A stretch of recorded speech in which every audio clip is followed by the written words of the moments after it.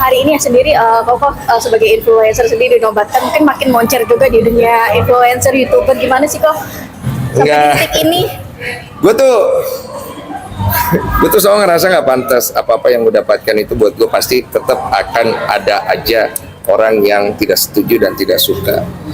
Makanya gue selalu tidak beracu kepada like and dislike, tapi gue selalu fokus pada visi misi gue. Mau gue dapat penghargaan, mau gue dipuji, mau gue dihina, gue punya satu visi misi yang besar. Gue waktu perjalanan gue 2015 gue mengalami Tuhan, gue udah janji sama diri gue, apapun yang Tuhan perintahkan sama saya untuk membantu orang lain, gue akan kerjakan, mau ada cuannya atau tidak. Karena hukumnya adalah kasihilah Tuhanmu dengan sepenuh hatimu dan kasihilah sesamamu seperti engkau mengasihi Tuhan. Berarti sampai titik ini lu belum merasa pantas dengan menerima segala awarding? Semenjak gue 2015 itu, gue kehilangan rasa pantas sama diri gue, karena gue akhirnya tahu bahwa apa yang gue dapatkan semua itu hanya dikasih aja, dikasih pinjam sama Tuhan aja gitu. Dan semenjak itu gue selalu merasa diri gue tuh makin kecil, tapi anehnya orang melihat gue makin besar. Itu yang gue bingung. Bebannya gitu. seperti apa kok? Artinya ini kan semua publik menyukai dengan apa yang lu suguhkan di Nggak konten. semua. Ya, memang, tapi kan ini apresiasi juga kan? Iya.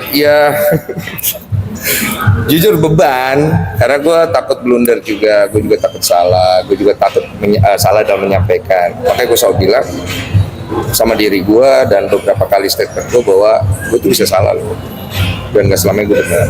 Dan ketika gue bersetuju dengan hal itu, gue udah berdamai sama diri gue sendiri. Ketika gue bikin salah, gue tidak denial dan gue tidak coba cari pembenaran, tapi gue coba mencari solusi gitu loh. Dan itu hal yang diperlukan untuk jadi manusia yang bertumbuh. Gampang nggak sih kok sampai di titik ini? Atau justru Gampang terseok-seok?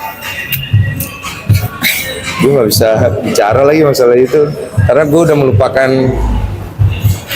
penderitaan batin gue selama berapa tahun belakangan semenjak gue udah mulai mengenal Tuhan aja sih gitu. Gue sih nggak bilang gue orang religius ya, enggak, tapi gue merasa bahwa apa yang sekarang gue alami ini, gue nggak boleh sih jauh-jauh dari Tuhan aja, karena gue bisa jatuh kapan aja juga kan. Siapa yang paling support kok? Orang yang terdekat mungkin sampai di titik ini, Koko? Support terdekat nomor satu mama. My mom always pray for me.